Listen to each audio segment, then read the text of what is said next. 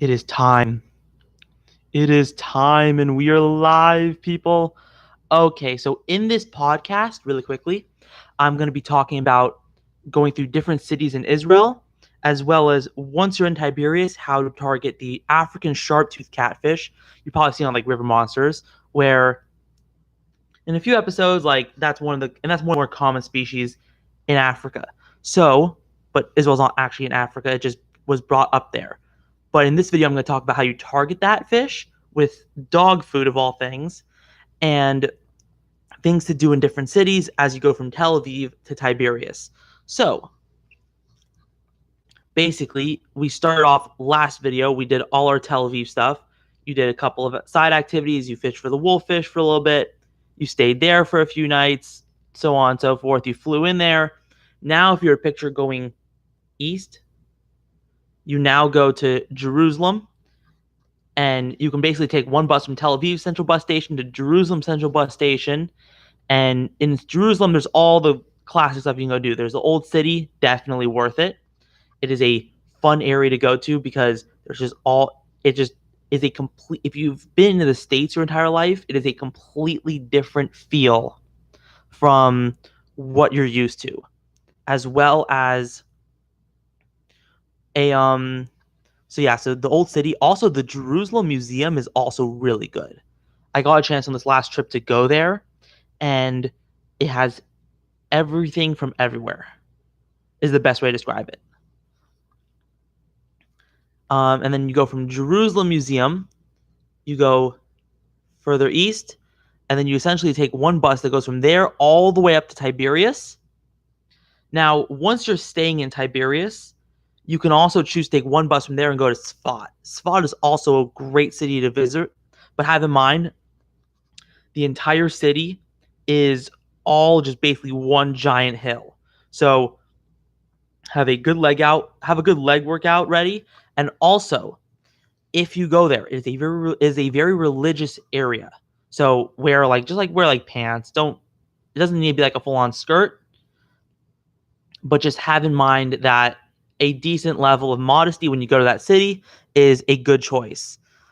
Then you go from Tzfat, you visit for a day or two, you go back to your place in Tiberius. The hostel I would recommend in Tiberius is just like the main hostel they have there, and it is a great location. It is walking distance from everything you will ever need in that city. All the shops are right next to it. The fishing spot I went to is about a kilometer away. I just did a nice little walk there.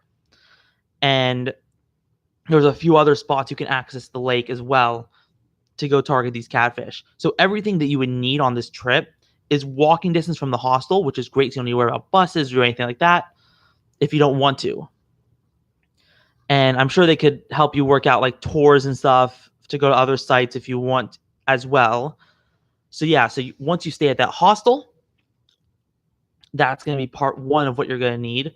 Once you're in the area, all kinds of restaurants.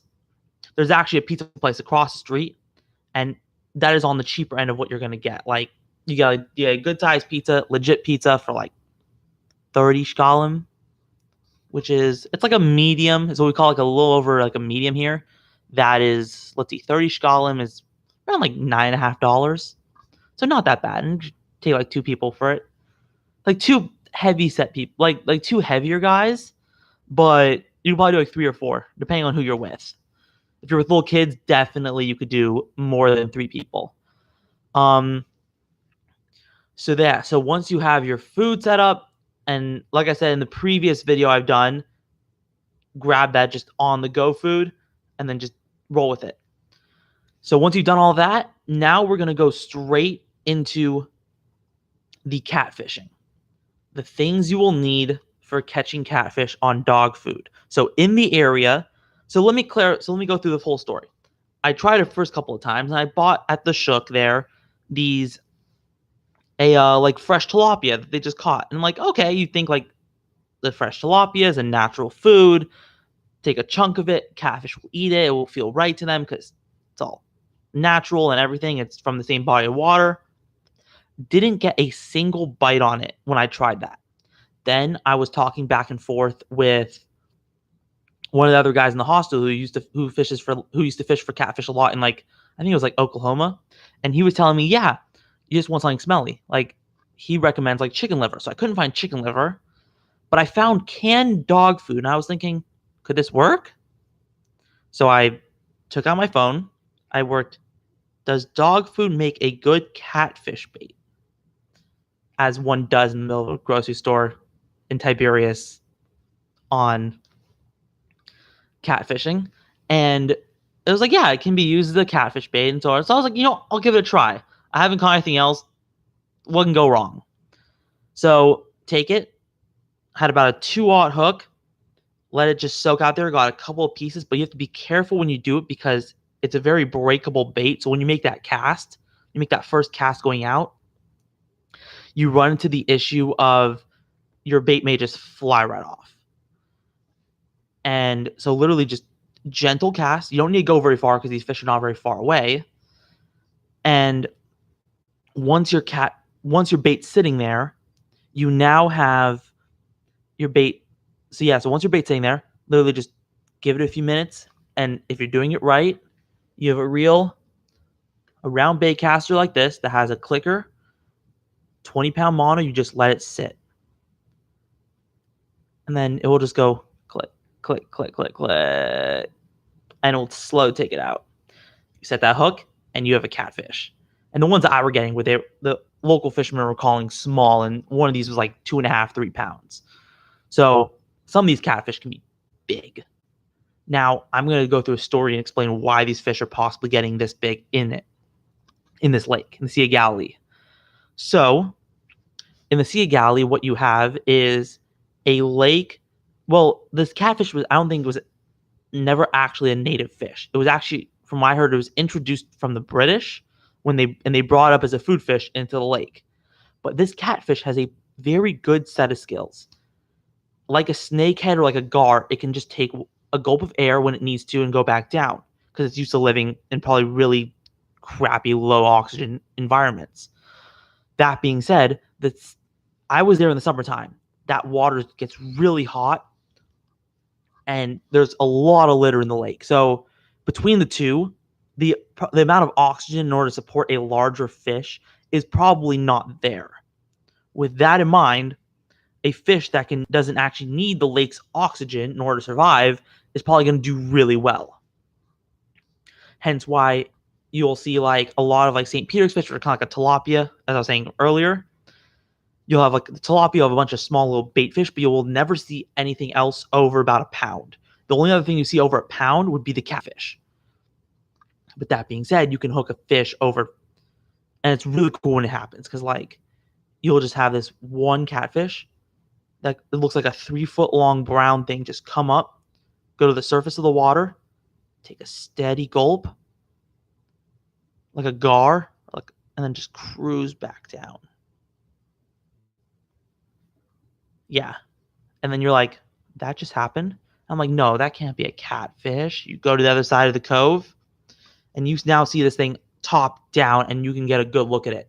You can tell very in full detail this thing was a catfish, and that thing was probably in the 10 to 20 pound class within casting distance of where your bait would be from the shore.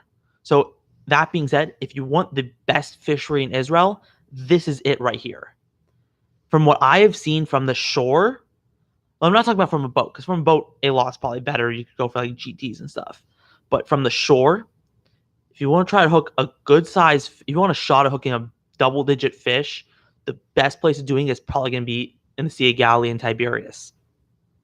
Because you have like I said, 12+ pound catfish within casting distance of your bait.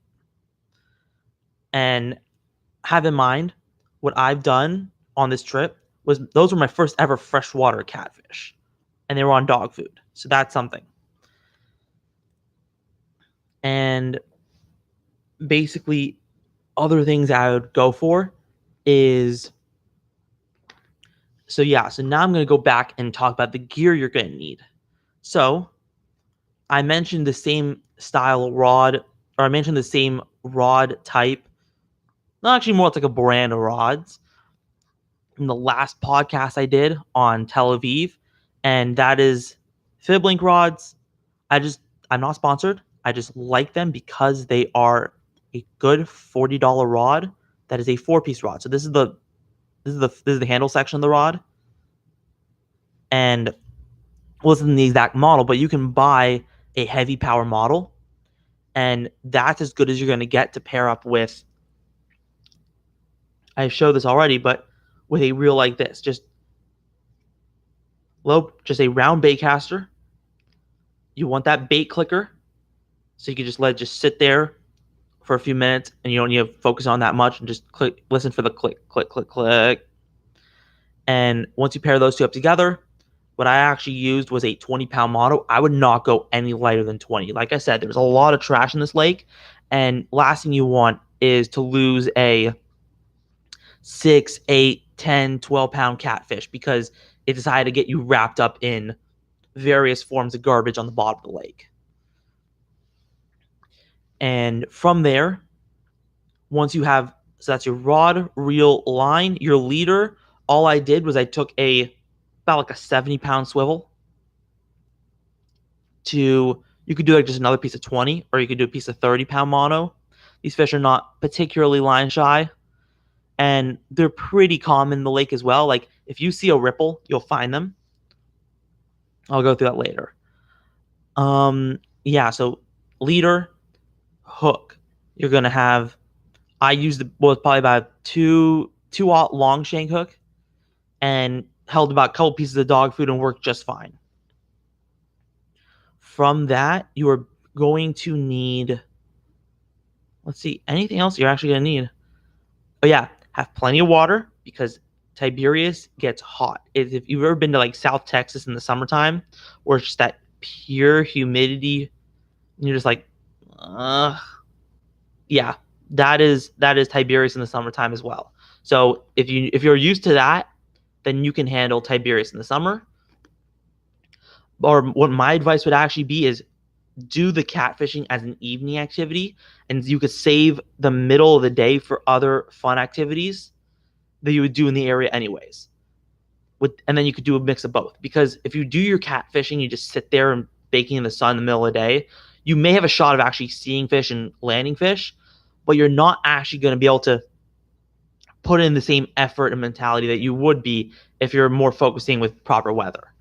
And usually in the evening, you'll get a little bit of a breeze, and it's nice. You can work with it. In fact, you don't even need. In fact, I would even go to night fishing.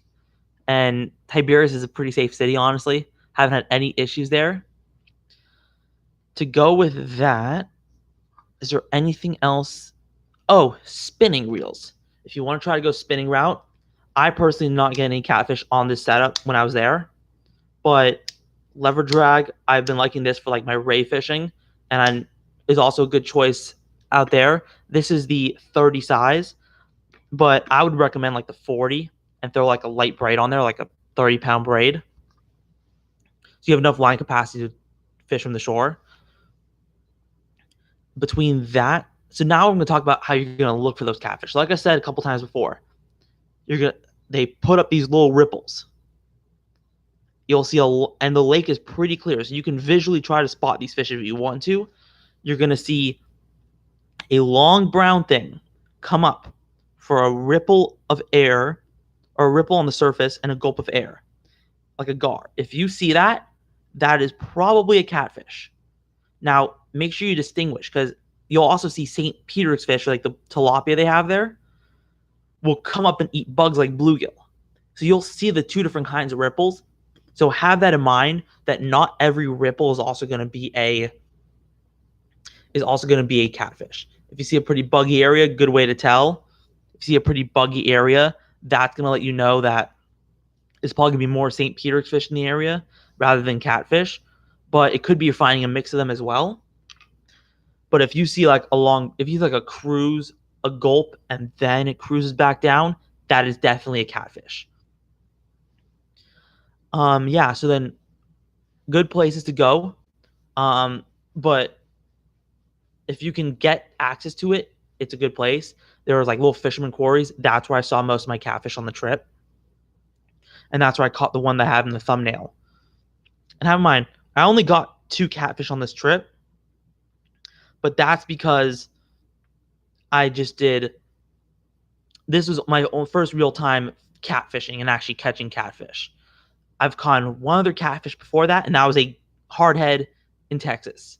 So my catfishing knowledge is obviously not the greatest. So I gotta imagine if you are an angler who is into catfishing and you know how to properly go for catfish, this could be a very fun sport for you. So get something to spot out those catfish with and have a good day.